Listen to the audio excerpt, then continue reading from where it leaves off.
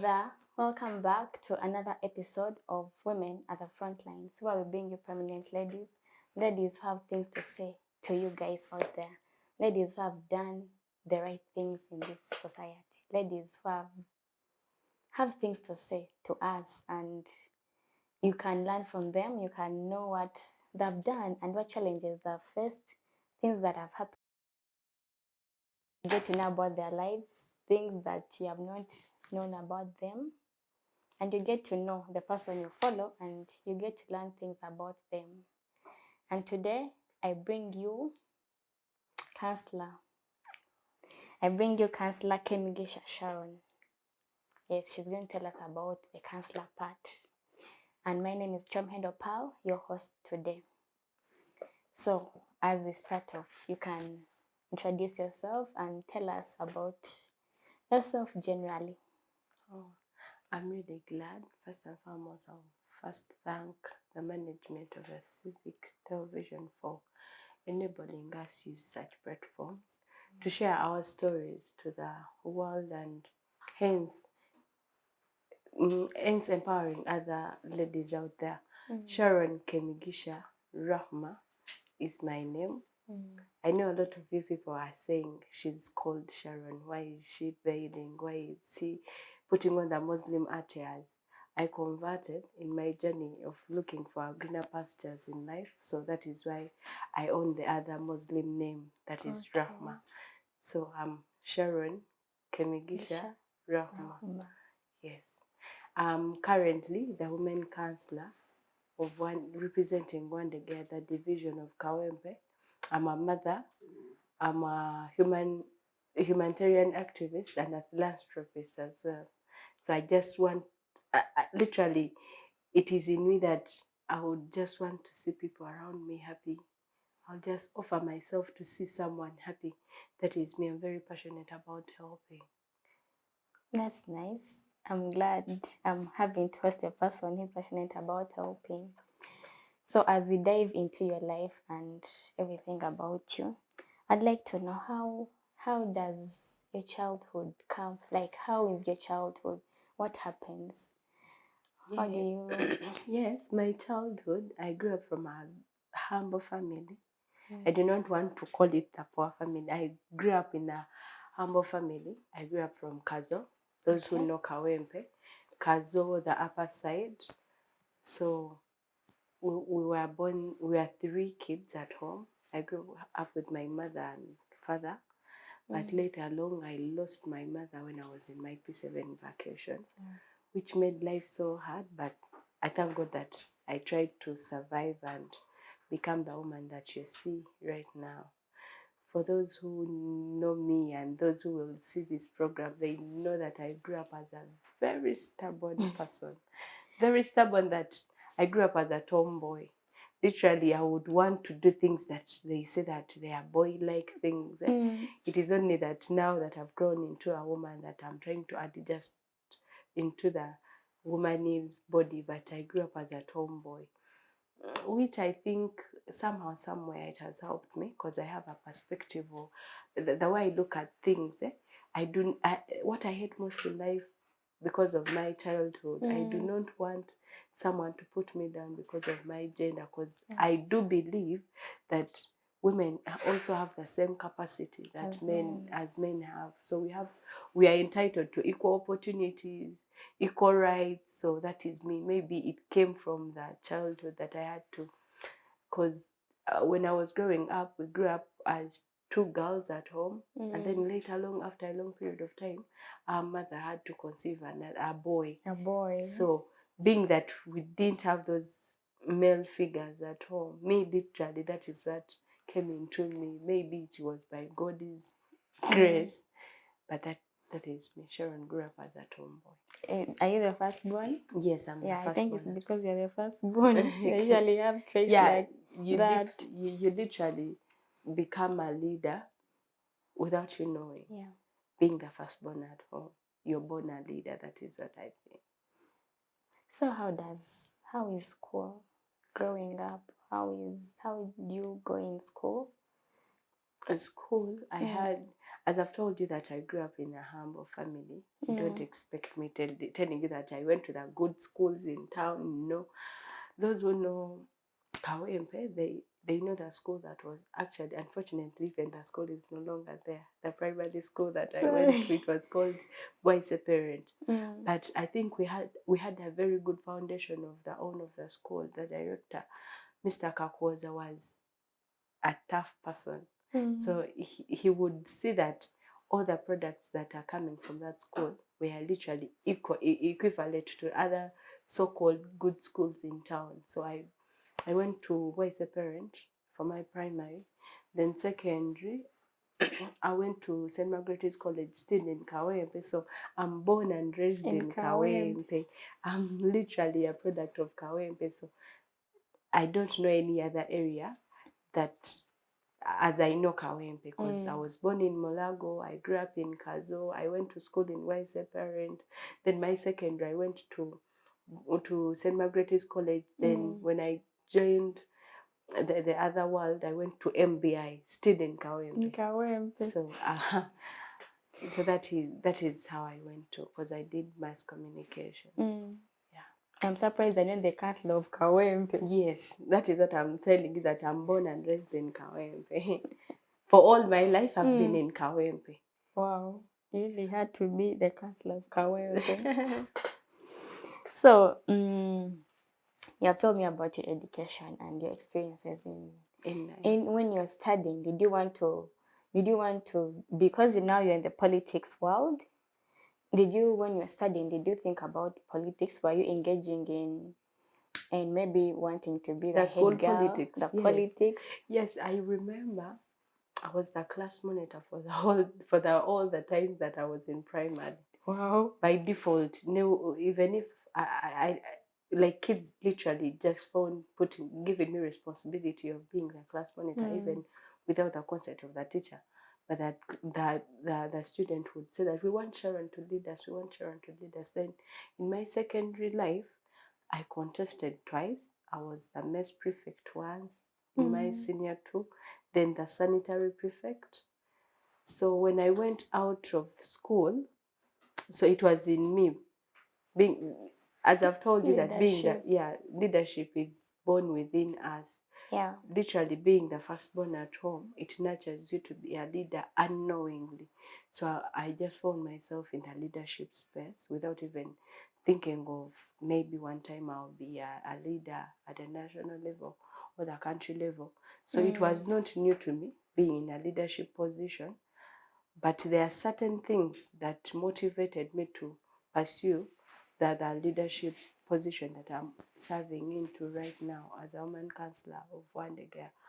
Wandega is made up of different areas, where the residential part of Wandega, that is being the slum of Katanga. For those who know Wandega, they know. So there are a lot of challenges. It is a chain of challenges that I kept on seeing. And what came into my mind was, if I own a leadership office, somehow, somewhere, I'll help change this narrative and the chain of challenges that girls face. Yeah. So in 2016, I tried to contest into the youth structure, but unfortunately, I wasn't supported enough because of the challenges that I was going through. What I've not told you, that before all this, I, for one, I went through the challenges that I'm working upon into that area, because I should say that I was once a teenage mother before I get to grow up, like right now that you're saying. I got my firstborn before I was 18. So how was that? It was very challenging. The experience was so challenging, being that I didn't have the consent of my father by then, because I didn't have my mother by the time I had to become a teenage mother. So due to the challenges that I went through as I was growing, that forced me, or that created the situation of me becoming a teenage mother. So when during the process of going through the teenage motherhood, seeing the same thing happen to fellow girls, I was like, no. You If have I to do happen, something. yes, I have to do something. If I happen at one time to be a leader of this area, literally, this is what I will be working at. And currently, I'm the founder of the Chemicares. Chemicares is a community-based organization that works with the teenage mothers in the community, most especially in Katanga. Because we all know that after the COVID lockdown and all that, we had a rise of Teenage teenage mothers. motherhood, and Katanga is one of the areas that faced it rough Yeah. when it comes to that. Before it had its own challenges in that line, but this time it was at rise. High, yeah? Yes. And okay. It was good. It was a good concept about making the organization, project, because you know what people yeah, go I through, really, and literally, I know what it means to be a you know teenage mother. what I know how happens. to deal with them because I've went through it. Literally, I know, I connect with them. I can see someone having a child and she's also a child. She doesn't have a support system, being that there is a lot of stigma from the family, from the community. So I know literally what they are going You through. can feel what they're going through. Yes, you because know. I was in that place at once. It's good when somebody comes up with something like that, because the people out there, they don't know that people take care of them, and they have a safe space to go to. Even people out of Katanga and which other place. You know, we are living a very judgmental generation. Era. It is not by choice that someone chooses to be a teenage mother, because we grew up knowing that we have dreams, we have careers that we would want to follow, but somehow, somewhere, someone can go off track due to the challenges that that person is going through, due to the environment that this person is growing through. So something can always happen, and you never know. Yes. So literally, I connect well with that, with the organization, because I project my life into what they are going through, because I was once there. That is why I call it Chemicares. So you do this project after school or after campus? I did that project after I became a counselor. Because after 2016, I had to go to abroad to look for a greener pasture. So when I came, it was there that I came up with ideas of coming back and you had to come back and do something better. Yes. And in order to do the thing that I was very passionate about, like helping and all that, in my mind, at the back of my mind, I had to be in a leadership position in order to pull out what I wanted to do. That was strategic, because some people cannot do that when you're in another position, but when you're in a leadership position, somebody, even the pregnant teenager, can be like, she's a leader, she can always help me, she has all the capabilities to help me. Yes. Exactly. So let's dive into the book. I see you have a book you have worked on. It has been launched, and I've seen about the book. So tell us about, how does the book come about? Yes, so the project of the book is called The Beast in the East. The Beast in the East. Yes, I know. When I started advertising for the launch of that book, which I launched on 1st May, that is Labor Day, everyone was like, The Beast in the East. Why the everybody beast? wants to know. It's intriguing. Yes, why the Beast in the East? What the Beast? Where the East? Which East? So, as I've told you that in 2016, 2017, at the end of 2018, I was in Oman. Okay. I was human trafficked to go to Oman. Literally, I had applied to go and work in Dubai as a supermarket attendant, because we all know of late, going abroad to work it's like a normal stuff. It is the only export that Uganda has. Yeah. The biggest export. And everybody wants to go out there and see it is manpower. Yeah. So amidst of not finding what to do, I had to choose to go to the so-called Chiyumba. But unwillingly, because I had applied to go and work as a supermarketer in Dubai. So I was diverted by the agent that I found at the company. I will not mention the company. He was like, let me help you apply. You've delayed at the company. So reaching the time of traveling, he had to give me the travel documents, going to a different country, going to do different work. So didn't you ask her, like, what's Yes, this? I had to ask, but I had no option. I had to go because literally I had something that was chasing me back home. Because, being a teenage mother, by that time I had a failed marriage. So I had to look for other alternatives Take care to survive. of your baby. Yes, so going abroad to work was one of the ways to survive and support these two kids that I had at that time. So I chose to go amidst. So you leave your babies in Uganda and you go? Yes, I had to choose to go amidst. Who do you leave them with? Amidst, no, I had to leave them with their father. I know it was one of the hardest decisions that I had to do, but I had no option. So I went to Oman. Reaching there, now I had to face the modern day slavery that you people hear of, people talking about. Why should I call it the modern day slavery? Because you're treated as a commodity.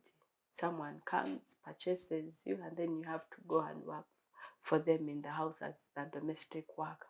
So they don't even pay you? Because they do, yeah. About you. No, they do pay you, but the procedures of that person getting you from the labor office in their country to take you to their house where you're going to work from, being that they even give you the probational period of 3 months, in that if you don't work to their satisfaction, your boss can literally take you back to the labor office. And they get so if there is a transaction, yes, there is a transaction in between there. So that is why most of us caught it like the modern day slavery, because slavery in the Arabs, it's very okay, it is normal. So when you look at the things that I went through during those 2 years are the things that I talk about in the book. The beast in the east. Why the beast? The loss of lives, because you've been hearing stories. People die. Like girls are out there crying for their lives. The beast is the loss of lives, the challenges, the hard times that people go through after signing those contracts. Because they are ignorant, they don't know what happened. Yes. So the book is not against the act of going to work the other side, but we are literally sharing. I and the people that I had to interact with, we are sharing what we went through that side, so that it can be a lead way to the people that are responsible, the government, the UWERA organization, to pick a leaf and somehow, somewhere connect with what is going the other side, so that they can come up with a lasting solution to this problem. Because it didn't start with us and it's not ending with us, but we need it to be streamlined for them to have a better working condition the other side. Now maybe the company is taking people that side. They should be cautious. The problem with the companies are literally looking at what they get from the industry of labor externalization, but they are not having that humanity in them to know that we are dealing with human beings. However, we are getting money out of this, but what are their working conditions? What I know, death is everywhere, but what happens after someone has died from the other side? We've seen families crying for to see them bringing back their dead bodies of their relatives. So we are saying, what is the government doing about this?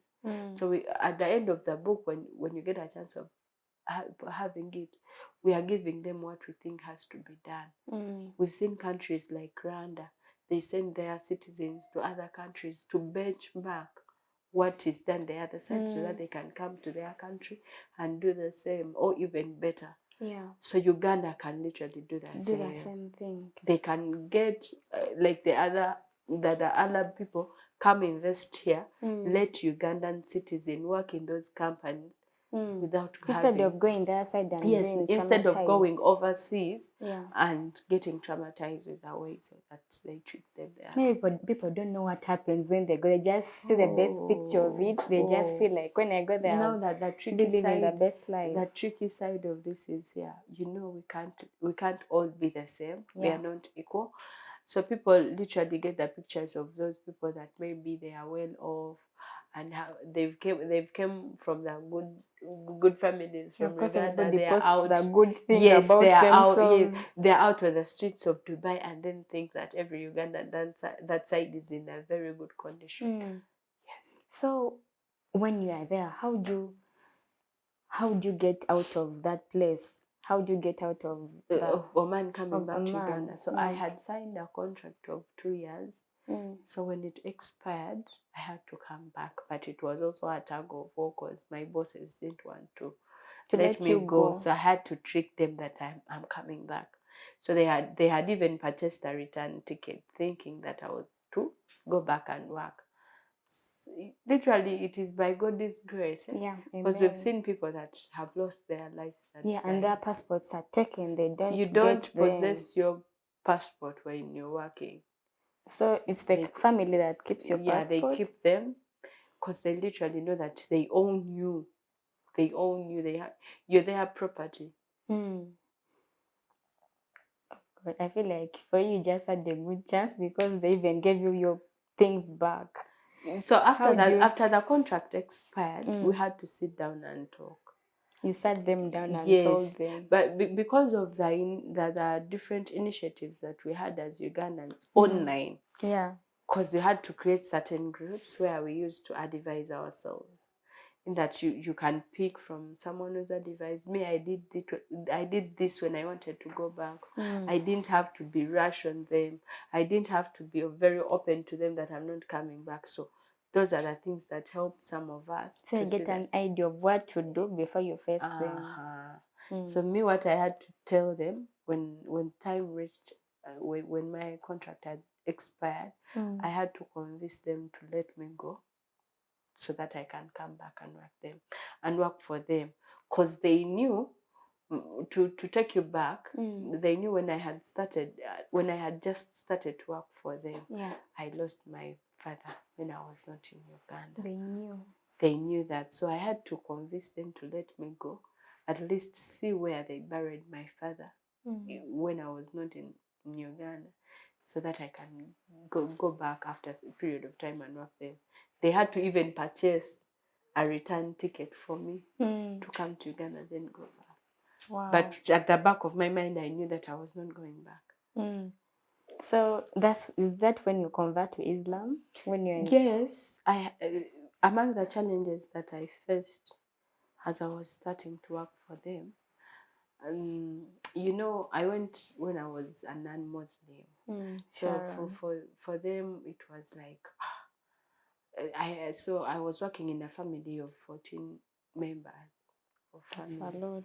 It's a lot. So among those 14, they had a grandmother who was terrible. Like, she was always like, you've brought a non-Muslim maid to work for us. You could cook food for her, and then she pours it on you.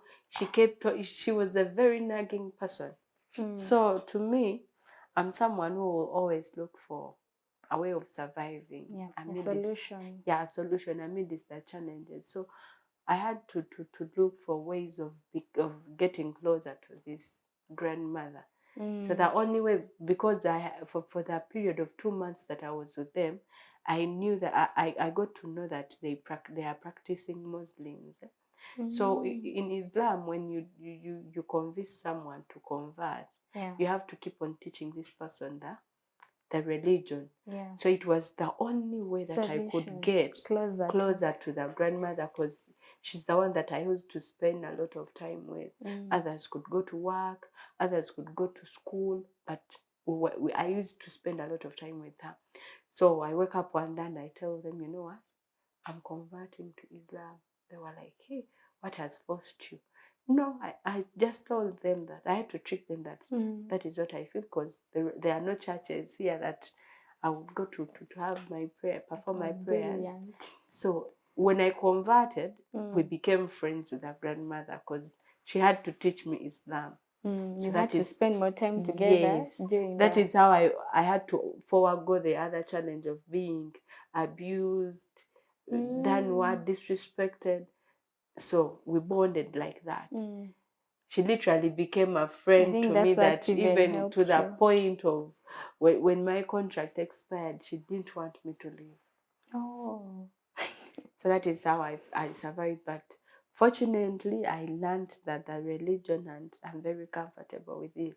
That is why when even I came back here, I kept on practicing Islam. So you adopted it and then decided to be in the same religion. Yes, exactly. That's good, because I thought when you come this side, you'd be like, I got what I wanted, that now I can leave it. No, not really.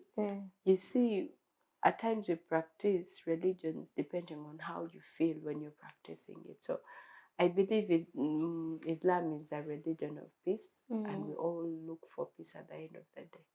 Okay, that's right. So when you come back to Uganda, this is when you apply for being the counselor? No, for the 2 years that I was in Oman, after the death of my father, I had to look for something that would occupy my mind for me not to think about it. Go and I break down. So that is how I came up with the idea of the book. I read that book. I kept on editing, adding in other things. So I had that project of the book from late 2017. So I came back with it through the interactions that I had with other. So they gave you girls. ideas. They gave me ideas. The stories. I had to compare them with what I was going through. So when I came back, I had to also keep on relating and contacting different people that have been in the same situation of going to the overseas. So recently, in this year, 1st May, it was Labor Day. Yeah. That is when I launched the book.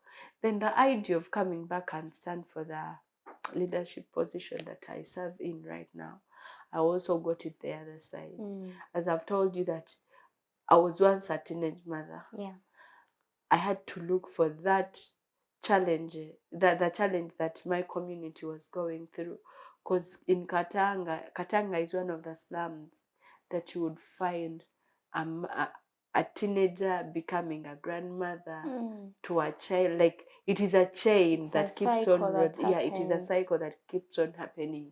So that is one thing that I didn't want to see. So in a way of addressing it, I came back and contested.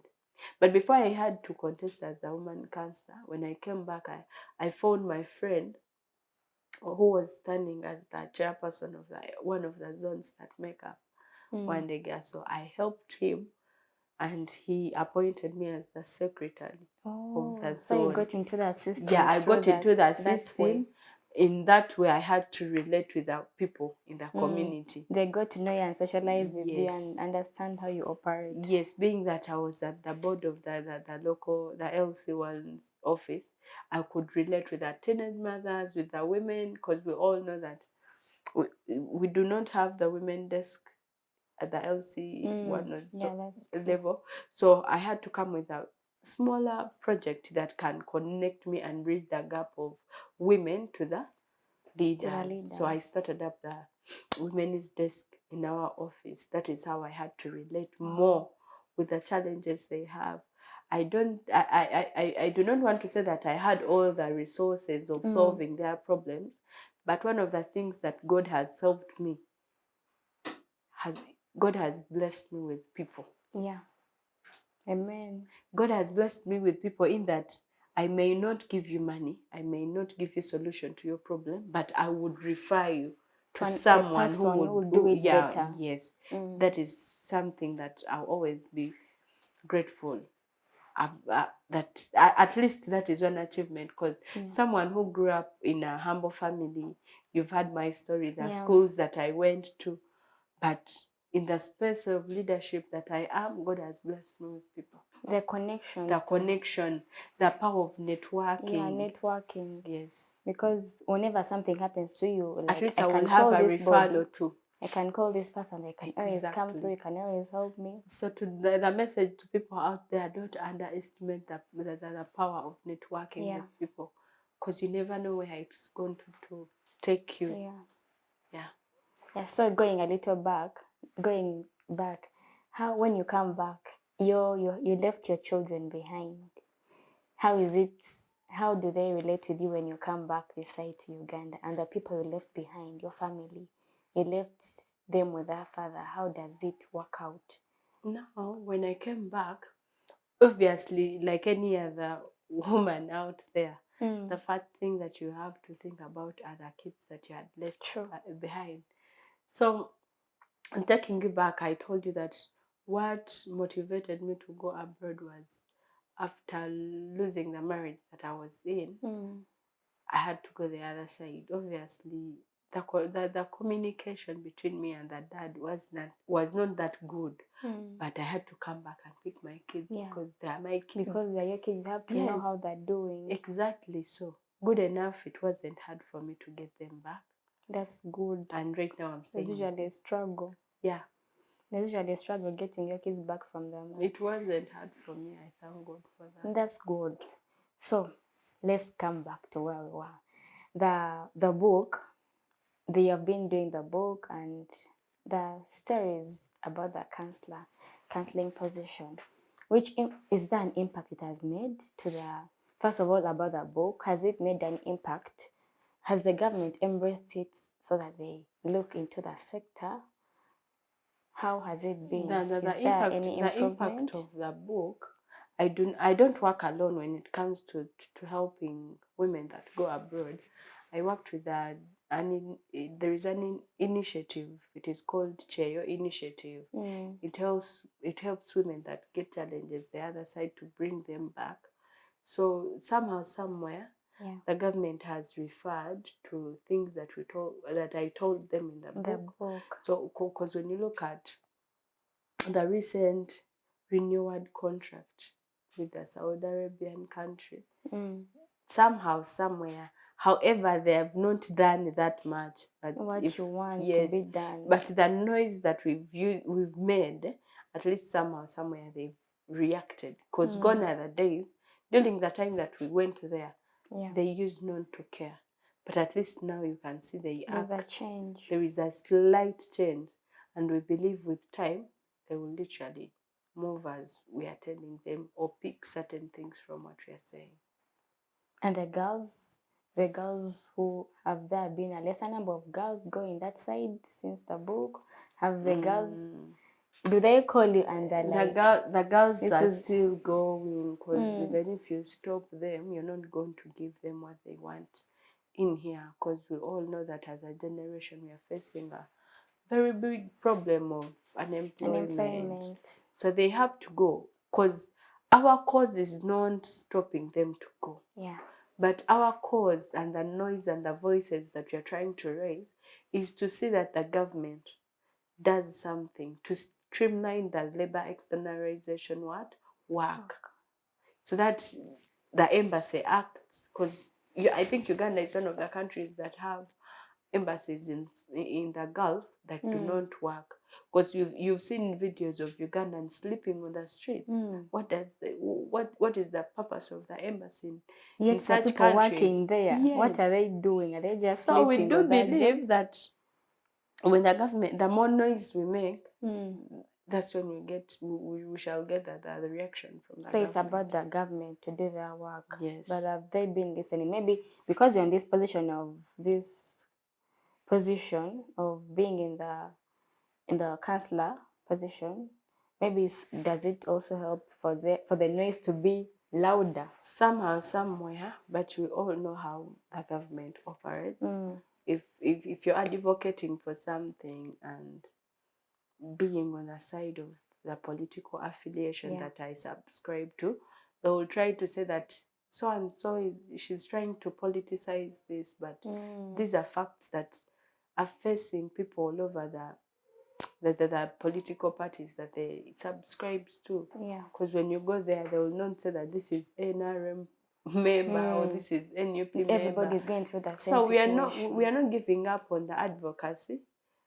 We shall always keep on hoping that the more voices that are out there, not only mine, the more reaction that we shall get. Yeah. But of course, when you keep on putting your voice out there, maybe somebody out there will listen to you. Exactly. Because what we do believe, Doing it, pushing this is it forward. yes, what I do believe, this is a sector on its own that is literally contributing a lot to the economy of Uganda. Because when you look at the remittances that come in, because when these girls or these women go the other side and work, they send in money that has something to do with the economy of Uganda. So we are saying, if the government knows this, why are they not doing reacting? anything? Yes.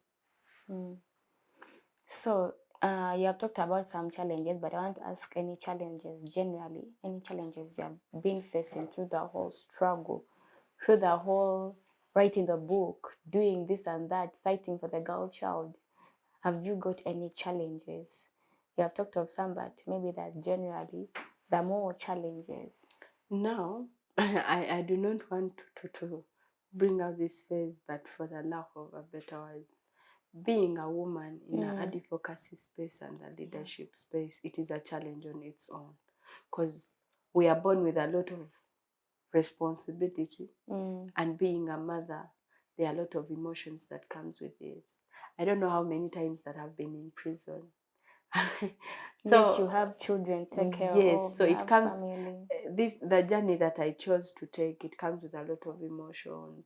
It comes with a lot of decision makings that you have to either end up making a decision that is going to either cause you pain behind the doors, that decision that is you're going to have to make, and then bear the repercussion of people that do not understand you well. Because as a woman, there are things that you would decide to do in a way of achieving certain things, and then, as I've told you, that we are living a judgmental generation, people will just They'll literally always judge you without anything even you knowing do. why you've decided to take the decision that you've made as a person. But I'm someone who would literally choose to do something so long as I know my conscience is very clear to why I'm doing certain things. The rest is the right thing. The rest is background noise. So that is me. For those who are close to me, they know it. So there are a lot of challenges. There are people that will literally choose to call you names because you're always advocating for something. Kalala. Who would even end up marrying that one? That is why he's a single woman. He's a single mother simply because men cannot stand her behaviors, but without them knowing what she lives. Yeah, where you're coming from. Yeah. So I think that is the most challenge that I've had. People being judgmental to each and every decision that you have to make. But I only thank God that I've stand. You stand your ground. I've stand the ground and endeavored to go through all of that. So as you said, you have stood your ground and all these things. What pushes you? Because you can literally wake up one day and you're like, I'm not going to do these things anymore. I'm tired. I am not going to. Even the part where you go to work for your kids. Some people may be like, let me just tell you, let me just give up. Let me just give up. Let me do something else apart from this. So what pushes me as Sharon? That the urge in me that I want to change the story. Yeah. As I've shared with you, I grew up in a humble family. I'm someone who literally wants to change the bad things about me. Because when you look at the organization that I'm a founder, the Chemicals, that our motto is rewriting our stories. Despite of the challenges that we've gone through as we're growing up, despite of where we are, I still believe that I can literally change the somebody's story. Growing up in a humble family, I know me as me. I can stand the ground and change so that my kids cannot grow up from the same situation. in the same situation. So that is what pushes me. In moments where I feel like giving up, I will always, So those 3 hour sessions when you're laying like this at your bed, and then you think, where am I going to start the next day? This has failed, but I still have this little stand that I can stand from. That is me. I'm someone who doesn't sleep at night. You're always thinking. Yeah, I'm always thinking of what to do next. I've disappointed myself in this capacity, but I still have this option to move with. So that is me. The spirit of wanting to change my story. To change your story to a better person. That is what motivates. I feel like people should they should, like when you tell somebody out there, following your story, what you went through and everything, a girl out there can always get the push to also go and be a better person. Yes, this is what I always tell the members of Kemi Cares, because I always tell them to reflect on what the motto of Kemi Cares says, because it is rewriting our stories. So there are things that hit us as we're growing up, and they put us off track, because I believe every child grows up knowing, maybe I'll do this, I'll be this, I'll do this. Me, as I was growing up, I wanted to be, what should I say? I wanted to be someone, for lack of a better word, I wanted to be a worker. But I didn't even know how I was going to do it. One of the things that pushed me to do mass communication, I wanted to see myself on TV. But I didn't know how I was going to do it. But I knew I was one day going to be there. So have a reason as to why you wake up every single morning to move on. That is something that I always share with people. Because as much as we go out there and look for people to empower us, motivate us, no one knows you better. Yeah, you have to talk to yourself. Yes, have a meeting with yourself. There are things that you don't even want people to know about you. So in some scenarios, you see people, I'll give an example where you see someone overreacting about certain things, and then you start saying, hey, why does she react when it's something small? It is something minor. There are things that you see minor to people, but it is a huge statement in their life. So one of the things that have challenged me, and I had to work upon them internally, was something to deal with my emotions. In my entire life, even up to now, I do not want anyone to come up with something, wow, you're nothing. It makes you feel it is something big to me, because you don't know the hardships that I've went through to be where I am right now. So there are things that people go through and they've never gotten chances to share them to people that are around them. So I think as a generation, we have to also work upon ourselves not to be so judgmental to other people. Let us be tolerant to each and every person that we meet. Because they know what somebody's going through. What somebody has to deal with each and every people have made sacrifices to be where they are. People have gone through a lot. People, they've called them all sorts of names, all in the name of wanting to be somewhere. So it's, there have been challenges. Are there any lessons you have learned? Any lessons you have learned through all this experience? You have gone through all these things, and is that something you look back and you're like, wow, this has really taught me a lot? Obviously, a lot. When you look at my life story, I've learned that I do not have to feel sorry for myself. Actually, even if I'm sick, I do not want people coming and saying, oh, sorry. Oh, like feeling pity for me. It makes me weak. So I chose to pick up my broken pieces, literally from childhood to life is like a puzzle. There are broken pieces whereby we have to pick them ourselves and fix them yourself without anybody helping you. So I'm someone who, in my entire life, I do not want to feel sorry for myself. I will have to be going through something internally, but I'll wake up and be bold and face the world as if I'm not going through anything. So that is something that everyone out there can use. The more you feel sorry, even those who pretend to Who feel feels, sorry for yeah. you. There are people that pretend to feel sorry for you, and in the back of their mind, they are saying, "Ah, you won't say. It is okay to go." You know what? Good for you. Yeah. You see. So that is something that I've learned in my entire life. I do not feel sorry for myself. Okay. As we are almost getting to the close, is there something good? Maybe would you like to tell the girls out there, somebody, a teenage mother, somebody going through a hard situation, something you'd like to tell people out there? My advice to everyone watching this, or anyone who will just learn on this video someday, is that as a person, the world rotates about you. The decisions that you make, the braveness that you have to wear and face the world.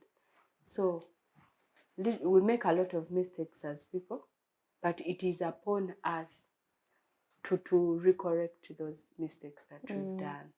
Because the moment you choose to feel sorry for yourself, then the world is not going to embrace you and then feel pity for you.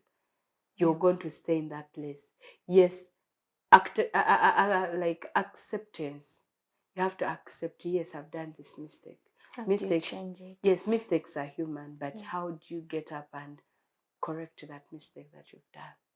When you sit down and wait for people to come and help you correct that mistake that you've made, then sorry for you. It all starts with you.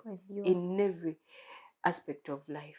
It starts with you. The choices you make, the decisions you make as a person in order to persevere the life. That's true. You're speaking to me personally too. So as you go through this, all these things happening, who is helping you?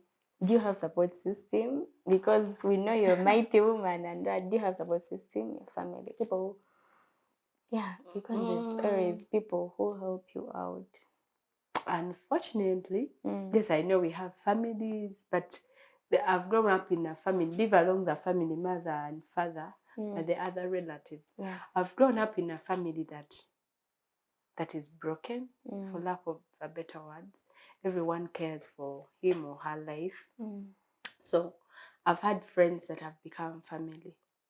That's true. Friends usually come through. Yes, there is that. There are like two people that I literally run to and cry. They've seen me cry. They've seen me happy. They've seen, like, everyone deserves to have that person that he or she can call at 3 in the morning and say, you know what, such and such a thing is happening. I'm deciding to do this and this, and then that person advises you or helps you do a better decision. So I've had like two people. It's even good to have like only people to help you do decisions, because you can imagine if you have like 10 people, somebody can say this, another person say this, saying this and that, and then you get lost. You get confused. But it's good to have people, because I had to ask, because you're going through all these things. There has to be I people. only have two support people. My support system is only for two people, and I think they know. Even if I don't mention them, because I know they are there. They know there is a lady and a gentleman, and they've been very supportive to me, to even a point of I don't say that I do not need a therapist, but there are moments whereby you feel like you need a therapist. Go cry, open up, sneeze, do what. There are those people that I always go to. That's good for always somebody to have that one person. It doesn't have to be family, but that person. So, but it takes knowledge and the time you've been with those people in order for you to choose that person to literally know you, even the deepest part of you. To know when to make the right decisions. Because people are no longer trusted. Yeah, sometimes it's hard to know which person to even trust. So it is also better to have boundaries. To say that so and so will know me and end to this boundary. So and so will get to know me to this extent of life. Not pouring whatever you're pouring in one cup. That's true. So like, I want you to talk about your book as we end, where people can get it, how they can contact you about the book and everything. Yeah, as we So close. about the book, you can get the Beast in the East from I have a workplace Okay. besides the office of the women counselor. You see behind Abbey Clinic in Wandegera. Okay. Yes. There is a studio called BM Studio. It is a photo studio. Literally, when you reach there and say that I want to talk to a counselor or I want to purchase the Beast in the East book copy, you can literally get it. Then you can reach out to me on my social media handles. Or on Twitter, I use Sauti Sharon. Okay. Facebook, it is Sharon Kemi. Instagram, it is Sharon Kemi as well. And TikTok, Kansara Kemi Sharon. Yes. Thank you. I think they'll be coming through to get your book and know about the Beast. The Beast in the East. I really hope people come and see the book and read it and really give you feedback and embrace it. Inshallah. Amen. Thank you for keeping it with us. Thank you for always coming through and listening to what we have to say. The conversations are really nice. I'd like to have another 1 hour with her, with Sharon. But yeah, we have to really close up and end this episode with you. I remain Chomhendo Pal, your host for Women at the Front Lines. Please, you can like this video, you can comment, you can share at Civic Space TV on YouTube, Civic Space TV on Twitter, and Civic Space on all social media handles.